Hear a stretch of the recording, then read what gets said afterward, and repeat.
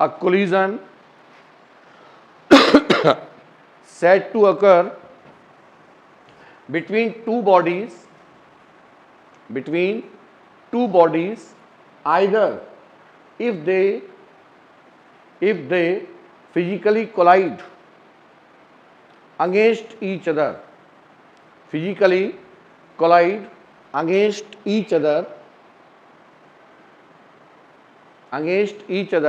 that is classified into number first, elastic collision.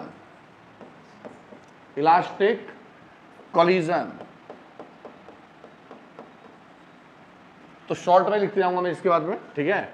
Number second, inelastic collision.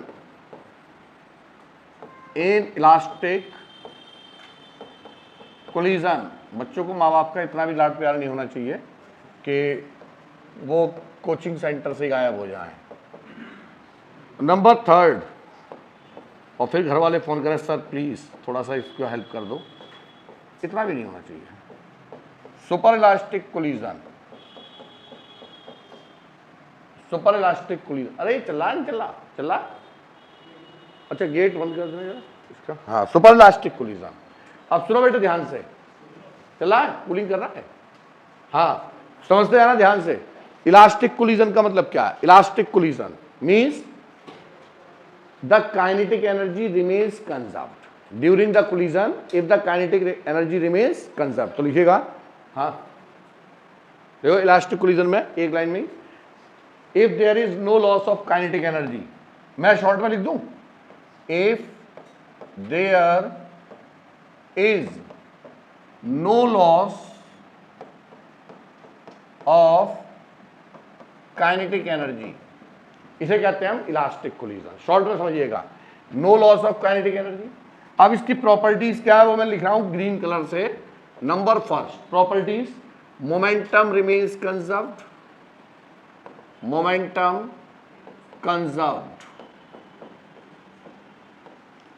Conserved.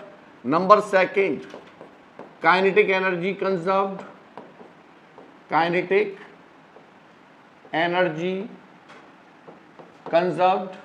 Number third, force involved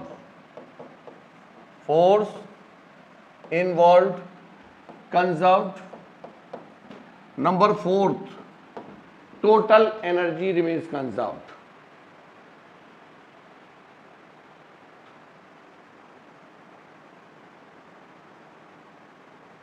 total energy conserved, ठीक है।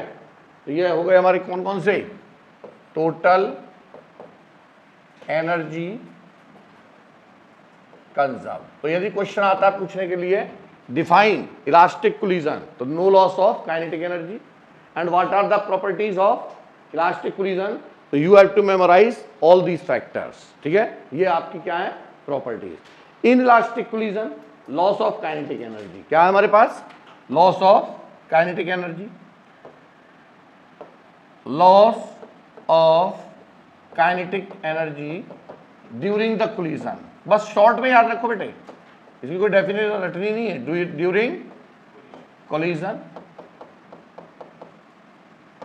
Collision. Property क्या है? Properties, number first, momentum conserved.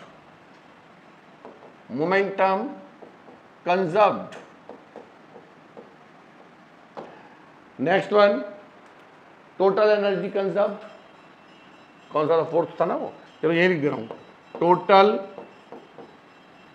Energy conserved. Number third, kinetic energy not conserved. Conserved का मतलब होता है constant, before and after same, not conserved. And number fifth, force involved are not conserved,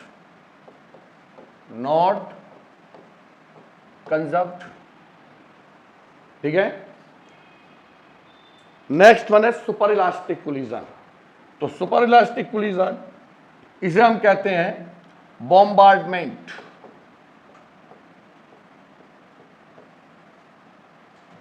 bombard, अबे क्या रह गया, बॉम्बार्डमेंट, जैसे nuclear fusion and nuclear fusion. ठीक है, तो ये है हमारे पास।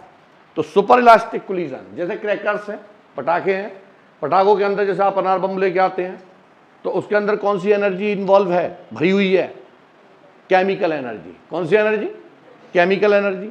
आपने फायर किया, chemical energy is converted into the sound energy, light energy and so more type of energy, heat energy. तो इसका मतलब क्या है, हमारी जो एनर्जी है वो कंजर्व्ड नहीं है। अब इसकी प्रॉपर्टी, तो bombardment this is the special case of the collision, it is the special case of collision. और यहीं पर क्वेश्चन आईआईटी में आता है पूछने के लिए बेटे, आईआईटी के लिए ये इंपॉर्टेंट है। तो सुपर इलास्टिक कोलिजन बॉम्बार्डमेंट, तो ये क्या आ गया हमारे पास, in such type of collision the kinetic energy increased. मैं लिख दे रहा हूं यहां पर, in such type of collision the kinetic energy increased. This is the symbolic representation of increase. इसके केस में क्या होगा बेटे, इसके केस में kinetic energy decreased, kinetic energy decrease, क्योंकि काइनेटिक एनर्जी क्या हो रही है, लॉस। क्या हो रहा है यहां पर, लॉस। और इसके केस में no loss of kinetic energy, तो काइनेटिक एनर्जी रिमेन्स सेम। कैसी रहेगी, काइनेटिक एनर्जी सेम। तो ये तीन फैक्टर है जिसके बेस पर हम ये आइडेंटिफाई कर सकते हैं कि कोलिजन किस टाइप का है। तो कोलिजन ये आ गया हमारे समझ, सुपर इलास्टिक कोलिजन। तो बेटा यहां पर भी प्रॉपर्टी आपको याद रखनी है। Number first, momentum remains conserved, momentum remains conserved.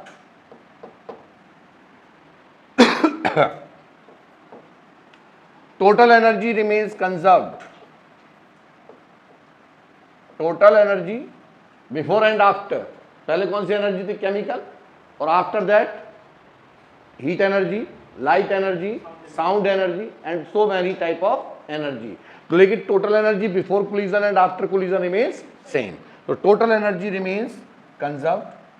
ठीक है, next one, third, kinetic energy not conserved, not conserved, and force involved not conserved, force involved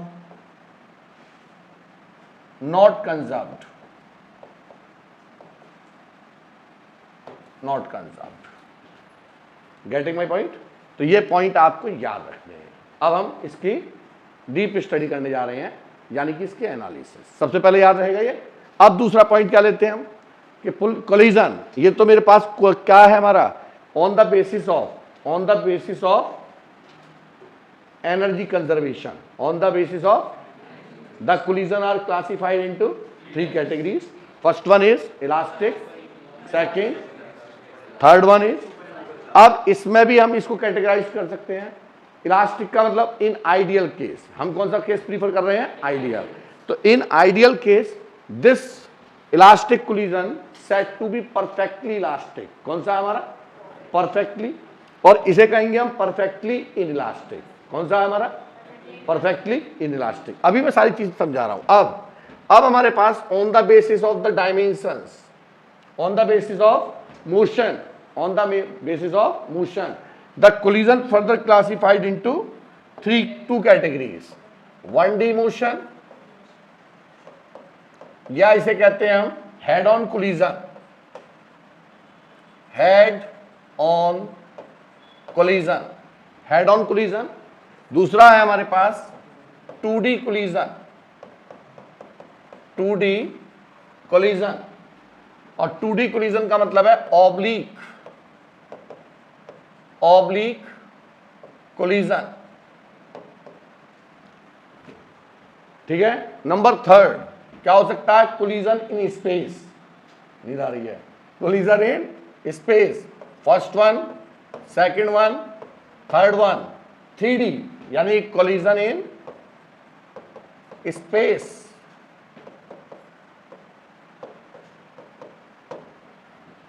चलिए ठीक है, तो ये आपको सारा क्लासिफिकेशन याद होना चाहिए कि यदि हम कोलिजन पढ़ रहे हैं तो ये पहले वाला जो पेज है वो आपके दिमाग में फिक्स होना चाहिए।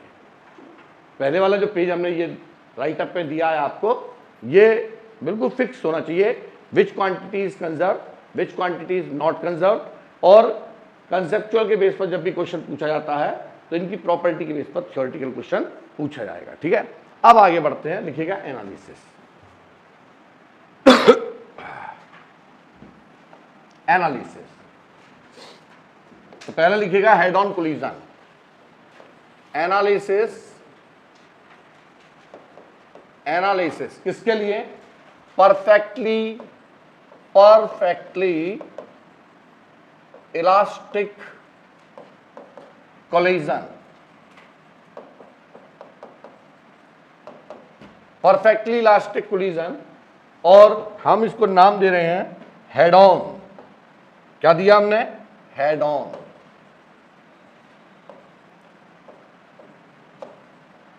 Collision, head on collision. अब इस पर क्या है बेटे, समझो ध्यान से। हमने क्या मान लिया कि let we consider this is the path, this is the path of the system of the bodies which are moving along the straight line। तो पहली बॉडी क्या है हमारे पास, ये कहा मैंने, this is the first body, first ball. अब निकल जा, हाँ ठीक है। Second ball, first ball, second ball. तो यहां पर ये क्या है हमारे पास, before collision, before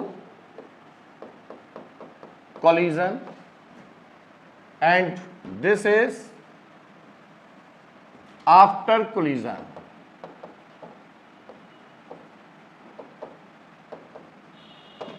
after collision हमने कहा let this is the body first of mass M, उसे छोड़ दो, हाथ पर टच करना, घर जाके देखिएगा। M1 M2 M1 M2, let two bodies are moving. दो बॉल है हमारे पास, two balls of mass M1 and M2, या two bodies of mass M1 and M2 are moving either in same direction और whatever in opposite direction, कुछ भी हो सकती है।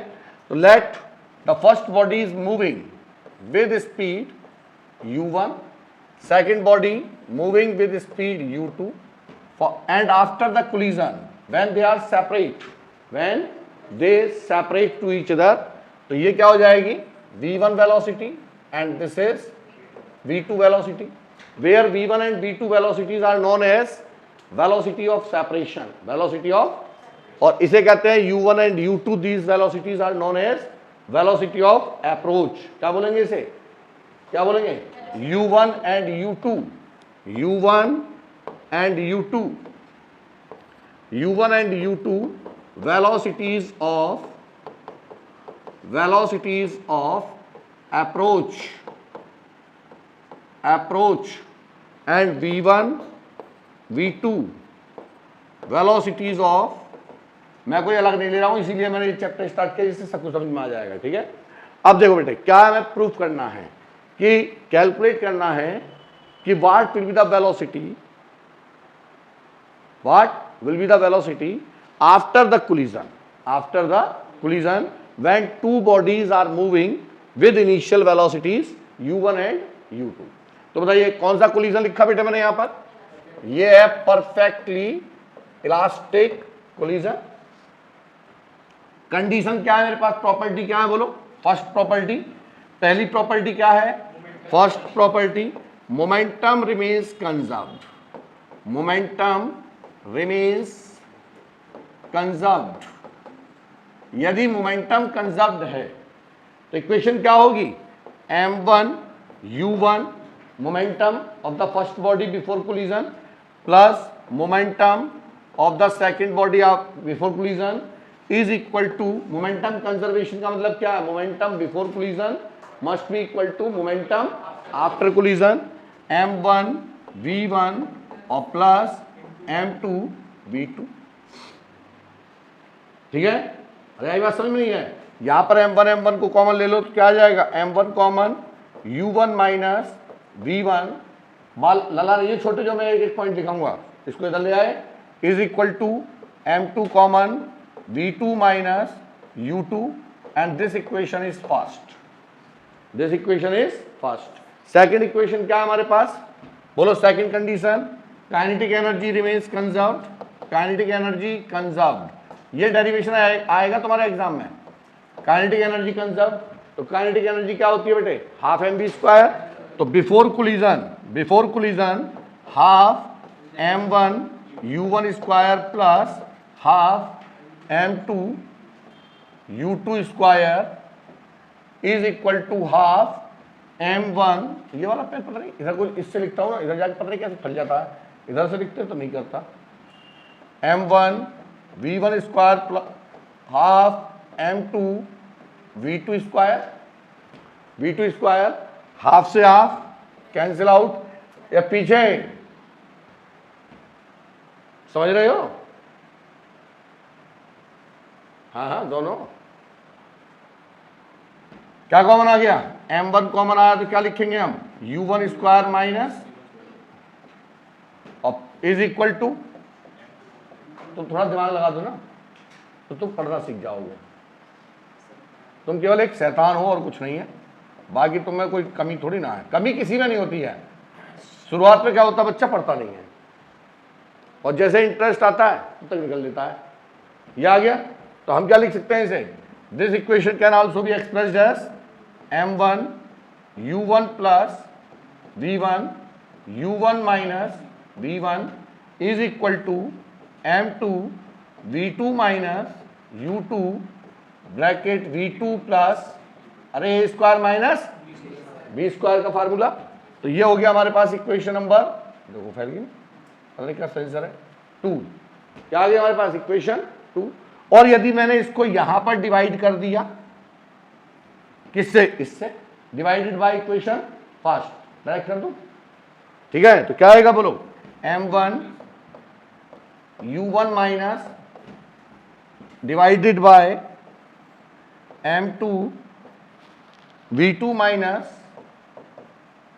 u2, m1 से m1, m2 से m2, u1 माइनस ये कैंसिल, अरे ये क्या कैंसिल आउट हो गया, अच्छा ये v1 था, वो u1 है, ये u1 है ना, और ये v2 माइनस u2 से ही कैंसिल। पहले बताओ यहाँ तक स्टेप समझ में आ गए, पहले मोमेंटम कंजर्वेशन, फिर काइनेटिक एनर्जी कंजर्वेशन, और दोनों को सॉल्व किया। क्या बचा यहाँ पर बेटे, ये हमारे पास रिमेनिंग पार्ट है, हाँ क्या, u1 plus v1 is equal to u2 plus v2, बात तो एक ही है यार, a plus b plus plus थोड़ी ना। हाँ, now this can be expressed as u1 minus u2 is equal to v2 minus v1, v2 minus, इसे कहते हैं हम relative velocity of separation, oh sorry, approach, relative velocity of approach, और इसे बोलते हैं हम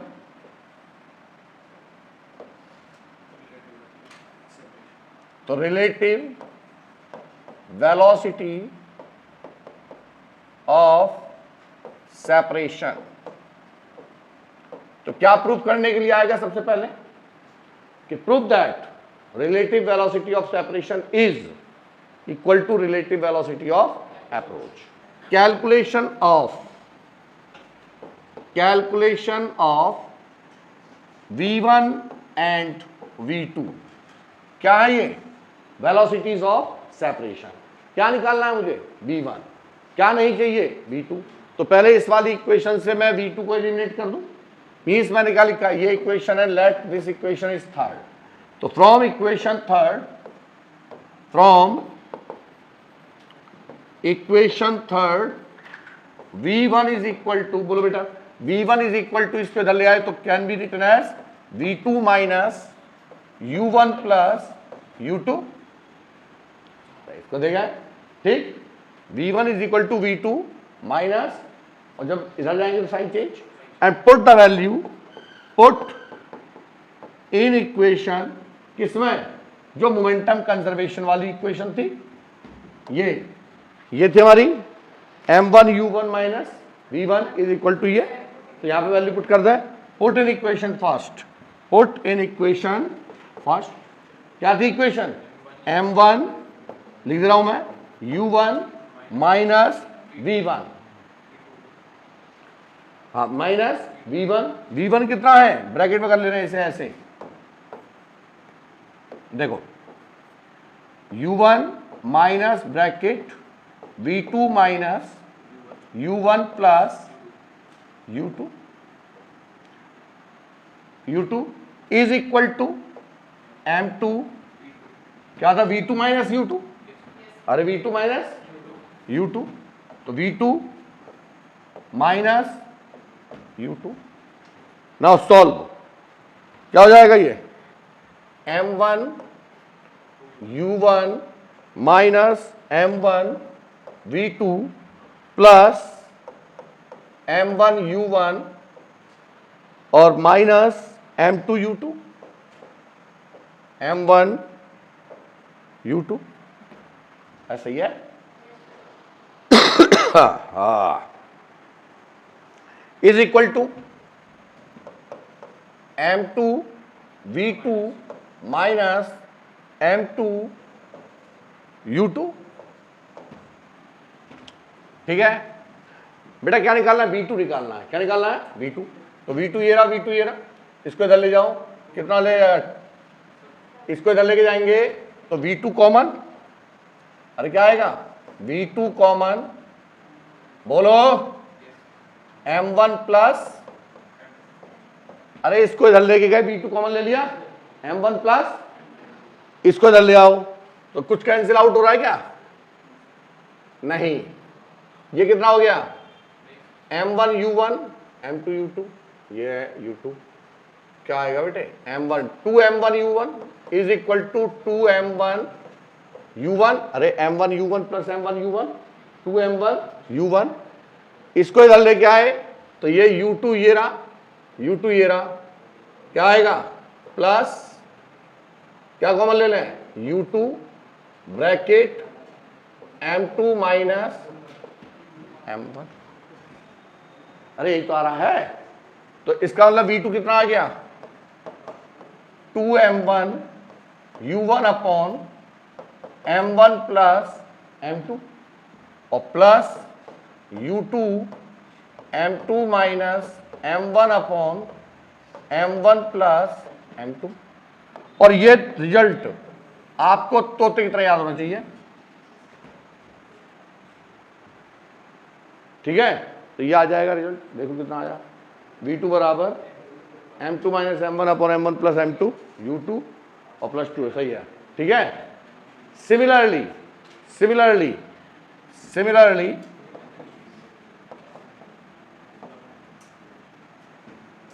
v1 क्या हो जाएगा, v1, तो जहां पर 2 है उसको किससे रिप्लेस कर दें, 1 से, किससे कर दें, अरे वही वाली वैल्यू दोबारा लेके आ जाओ, अब क्या करेंगे, यहां से v2 को एलिमिनेट कर दो, v1 की तरफ से ले आओ एक्सप्रेशन, लेकिन एक ही करके दिखाना है आपको। सिमिलरली v1, तो जहां देखो 2 को किससे रिप्लेस किया मैंने, 1 से, तो ये क्या आ जाएगा, ये 1 मत कर देना, ये क्या है, पहले इसे लिखो, m1 माइनस, अरे m1 minus upon m1 plus into u1,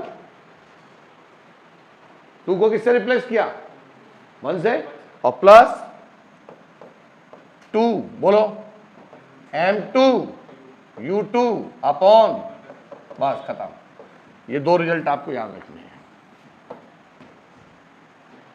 आगे भी तुम्हारे किसी भी स्कूल के अंदर जो मैं पढ़ा रहा हूं उससे बाहर नहीं आने का, ठीक, बस जो मैं कराता हूं उसे कर लिया करो, ठीक है।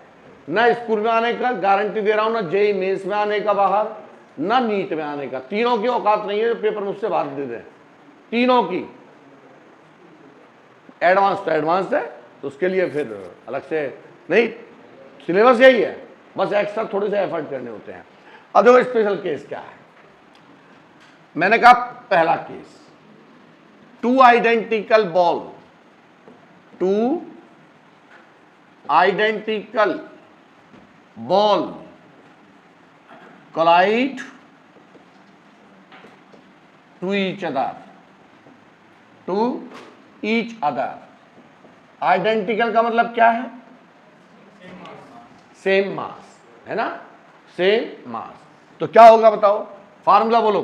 पहला V1 का फार्मूला M1, बोलते रहना, M1 minus M2 upon M1 plus into plus 2M2 U2 upon M1 plus M2, ठीक है। अब V1 निकालते हैं। M1 आइडेंटिकल का मतलब क्या है? M1 is equal to M2 is equal to M। तो बेटा इसका मतलब ये तो हो गया 0। ओहो, इसे कहा 0 कर दिया मैंने, हाँ ये तो हो गया 0, और plus 2M U2 upon 2M, इससे कैंसिल U2। V1 की वैल्यू किसके बराबर हो गई? Question solve.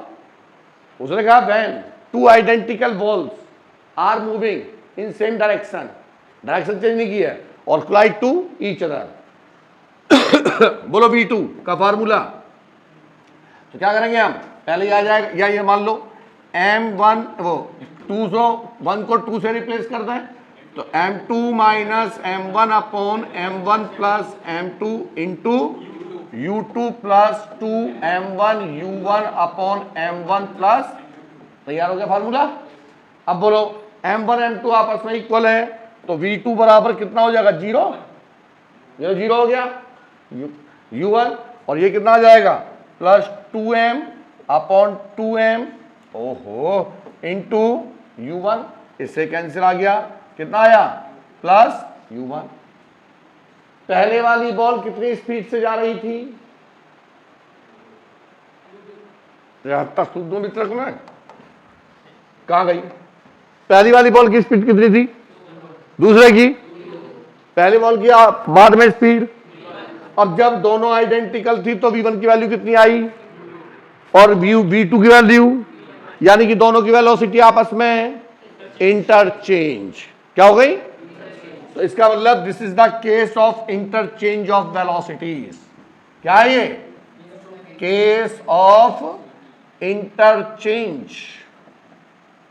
Interchange of velocities. Snooker, billiards वगैरह खेला है, पूल, कैरम बोर्ड, है ना? तो आप क्या देखते हैं, उसमें एक स्ट्राइक बॉल है और एक एम है ना? तो दो सभी का मास कैसा होता है? सेम, पूल के अंदर, है ना? तो यदि हम स्ट्राइकर बॉल से एम को मतलब टारगेट बॉल होती है, पूल देखा? नहीं देखा तो आज यूट्यूब पर जाके देखना, है ना?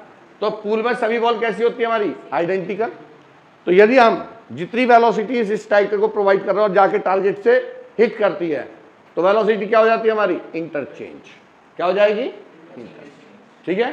तो यहां पर यह case of interchange, case of, छापो जल्दी से, हो गया। दूसरा केस बता, हाँ जी, सेकंड केस, 3 केस करा रहा हूं आज। सेकंड केस क्या है? आज तो तुम्हारी केमिस्ट्री की छुट्टी है, यू नो।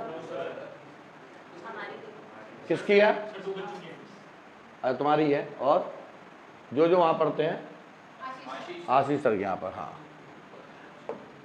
देखिए क्या है, क्या है, यदि हमारे पास एक मैसिव बॉडी का मतलब this is very large in mass as compare to other. ये मेरे पास एक दीवार है, क्या है बेटे? दीवार, ऐसे,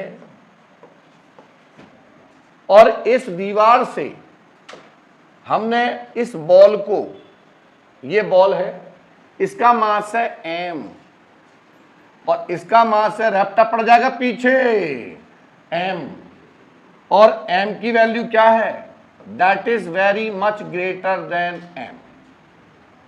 इसको नाम दिया मैंने क्या, मैसिव, और इसको मैंने नाम दिया light. Light body strike with the massive body. Massive body is at rest. Massive body क्या है, ये सारे मैंने उसमें दे रखे हैं नोट्स में, दिखा नहीं रहा इसीलिए मैं। u2 is equal to 0, u2 is equal to, और ये कितनी वेलोसिटी से मूव कर रही है, u, u1 is equal to u। क्या होगा, मैं इस दीवार पे बॉल फेंक के मारूं तो ये दीवार तुरंत ढह जाएगी, तो क्या होगा, बॉल वापस आ जाएगी। क्या ऐसा ही होगा, चेक करते हैं। हाँ जी, v1 बोलिए, v1 क्या formula, m1 minus m2 upon m1 plus m2 into u1 plus 2m2 u2 upon m1 plus m2।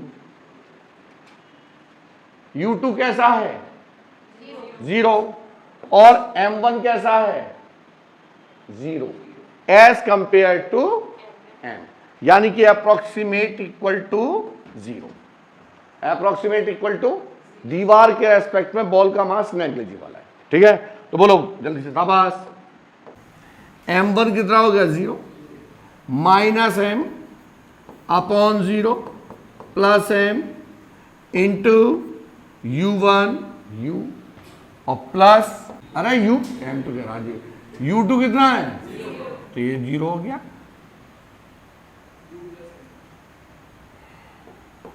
वह ना फूल चबाने वाले भाग्यशाली होते हैं, लकी। हाँ कौन, हाँ, माइनस यू आ गया, माइनस यू,